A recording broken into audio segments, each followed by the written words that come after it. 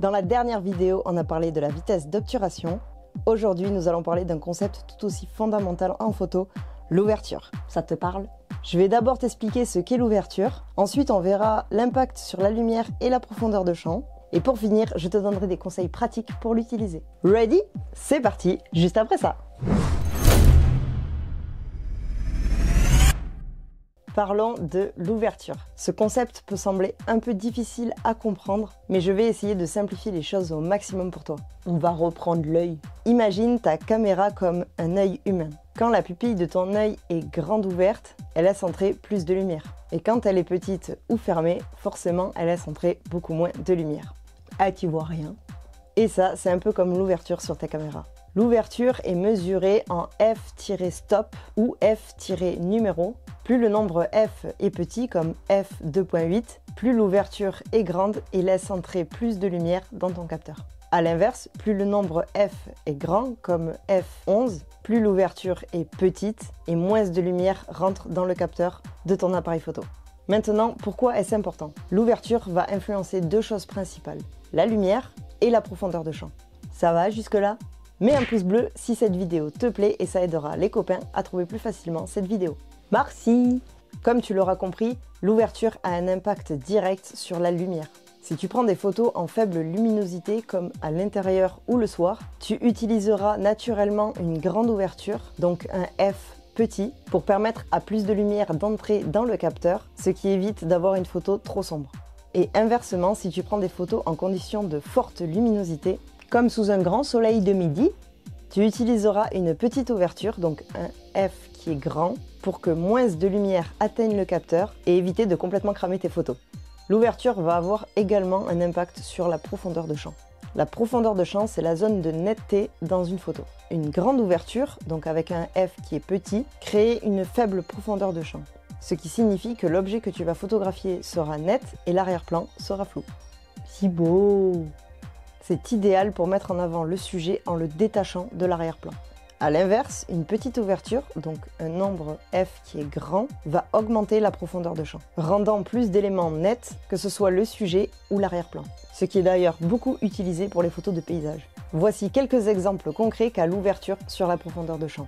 On commence avec une photo prise à f22, donc une petite ouverture. On constate que tous les éléments de la photo sont nets et on descend l'ouverture progressivement jusqu'à f2.8, donc une grande ouverture. Et là, on voit que le sujet reste net et qu'il se détache progressivement de l'arrière-plan, qui lui devient de plus en plus flou. Mon premier conseil, c'est d'utiliser, comme pour la vitesse d'obturation, le mode qui te permet de régler uniquement l'ouverture. C'est le mode A, de priorité à l'ouverture. Je vais t'expliquer comment l'ajuster et pour cela, je vais utiliser mon boîtier, le Lumix G80. Mets-toi sur le mode A, de priorité à l'ouverture, et là, lorsque tu vas bouger la molette, tu vas pouvoir changer l'ouverture suivant ce que tu souhaites comme résultat entre luminosité et profondeur de champ.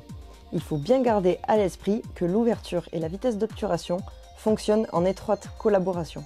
C'est-à-dire que si tu bouges l'ouverture, la vitesse d'obturation va bouger également et inversement. Le mode A te permet de ne régler que l'ouverture et ton boîtier se charge de régler le reste comme la vitesse d'obturation. Et inversement comme avec le mode S qui est le mode de la priorité à la vitesse. J'en ai parlé dans la vidéo précédente donc je t'invite à aller la voir pour comprendre mieux tout ça. Maintenant je vais te donner des astuces pour choisir la bonne ouverture en fonction des situations. On va commencer par les conditions de basse lumière.